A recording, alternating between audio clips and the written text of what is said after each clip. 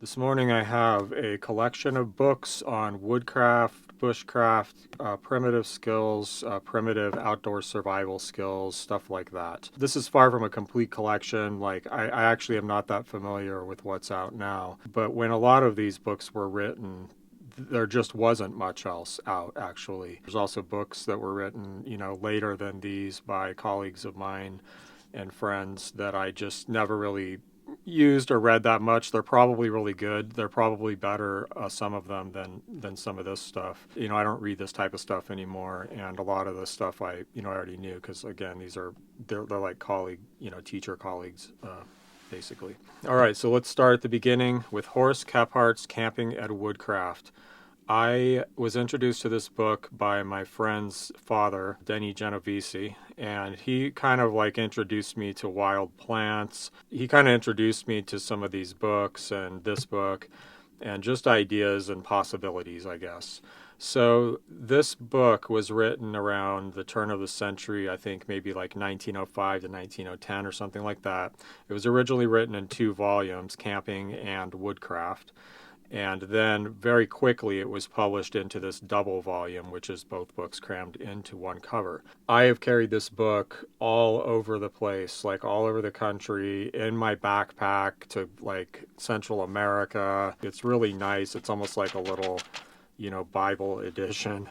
And this really was kind of a Bible of this kind of information, and still kind of is. It doesn't go into detail about enough stuff, but it's just fun to go through, and it's kind of encyclopedic in a way. There's also a lot of interesting stuff on just archaic camping methods, the way that people used to make waterproof cloths to make their own tents, because you couldn't buy as much stuff back then. Use of the axe and things like that. Again, not a lot of detail in anything, and it tries to do too much and doesn't do any of it well enough. And I think a lot of this stuff he probably just didn't really do that much or wasn't that good at.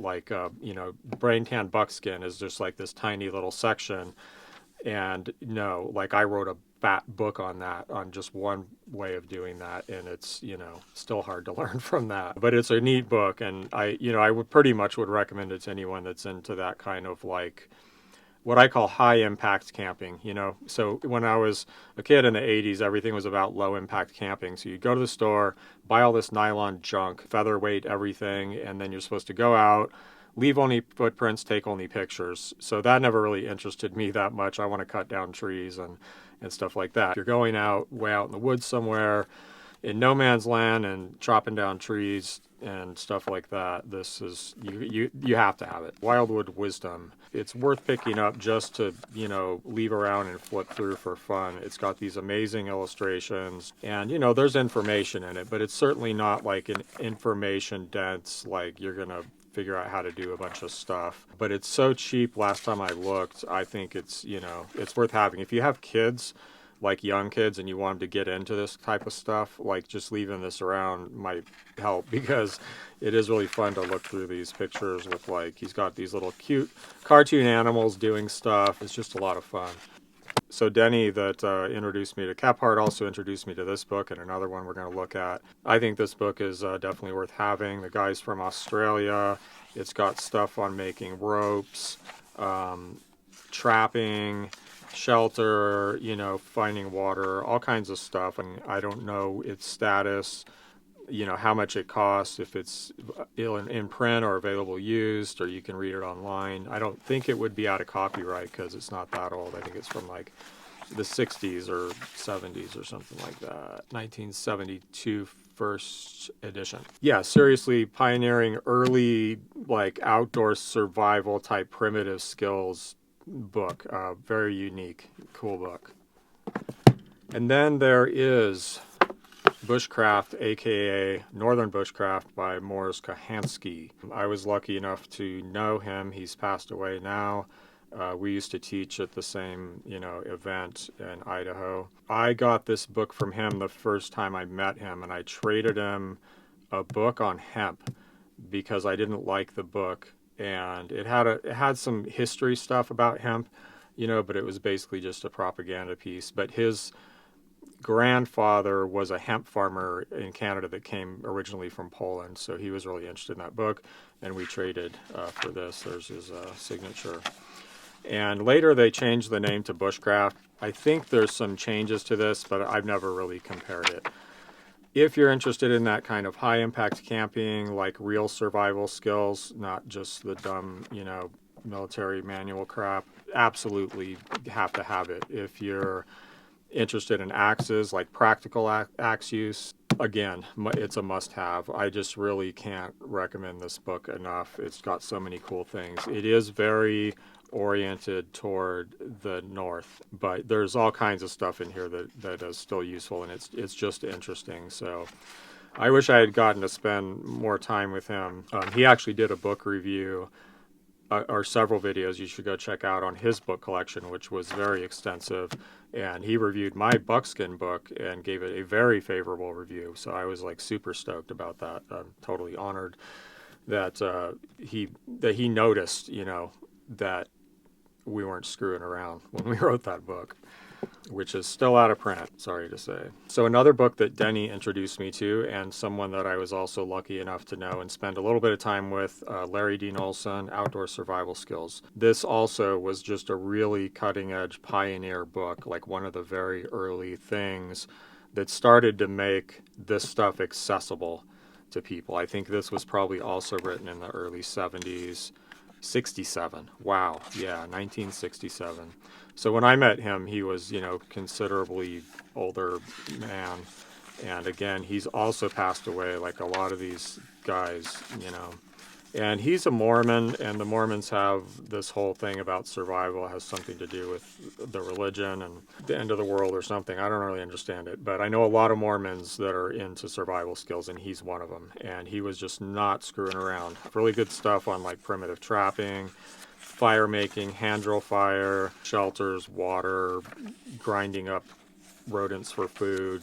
This is one of those books that's been, basically recycled, like a lot of the information has been recycled into other, what I call book report books, which are just like, less about experience and more about book learning, and then translating it into a new book and selling it because you're a plagiaristic douchebag. But this is the real deal, and Larry was the real deal. Some other people I was lucky to get to know were Richard and Linda Jameson. They actually published this magazine called Woodsmoke. This is an old, copy. One time they just gave us, me and my ex-wife, a stack of these old Woodsmoke magazines, which is just really cool. It's kind of a treasure, So this one's from 1979.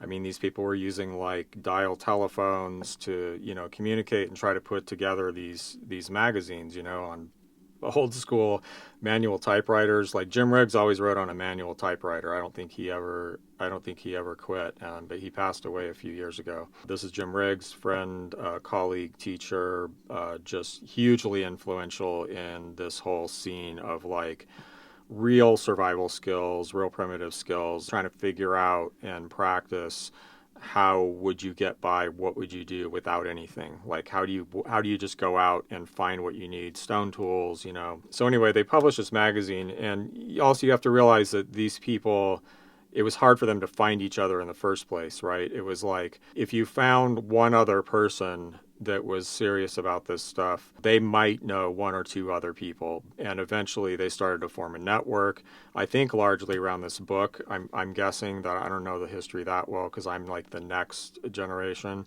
And then eventually they coalesced and started this event in Rexburg, Idaho called the Rabbit Stick Rendezvous, and that is still going as far as I know. I used to teach there every year, and that's where I met and got to associate with a lot of these people. So anyway, eventually they took a bunch of the best articles out of this and they compiled this book. I forgot actually that they did at least one other book later that I actually have an article in. I kind of just forgot, I didn't go through my books and look for stuff. So anyway, would I get this book? If it was inexpensive, maybe. I don't really remember what's in here or what I've learned from this or not. I've read this stuff a lot and probably just absorbed, some of it by osmosis, and now it's just part of me. But if it was expensive, I'd say probably not.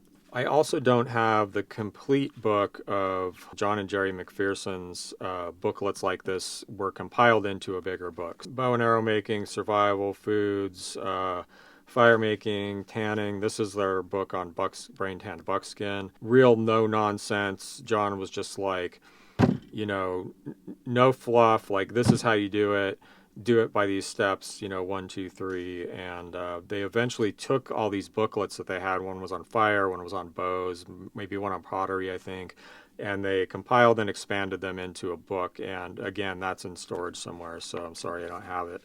And is that worth having? Yeah, I think there's some good stuff in there. And the last one I have is the Axe book. I've talked about this book tons. I've probably sold more copies of this book on Amazon and elsewhere, just encouraging people to buy it than anyone. It is absolutely an excellent book. I mean, there's so much useful stuff in here.